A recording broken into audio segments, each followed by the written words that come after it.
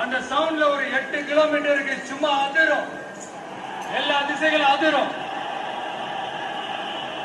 அப்படிப்பட்ட அந்த சிங்கம் வேட்டைக்கு மட்டும்தான் வெளியில வரும், வேடிக்கை பார்க்கறதுக்கெல்லாம் வெளியில வராது.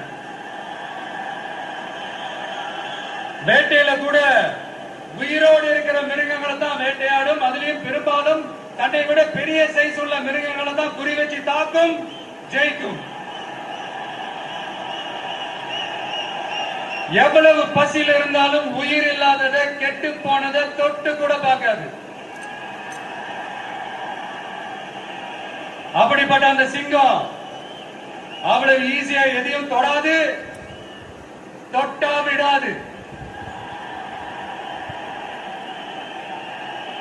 காட்டோட 4 பக்கமும் மார்க்கிங் மை டெரிட்டரின்னு தன்னுடைய பவுண்டரியை தானே வகுக்கும்.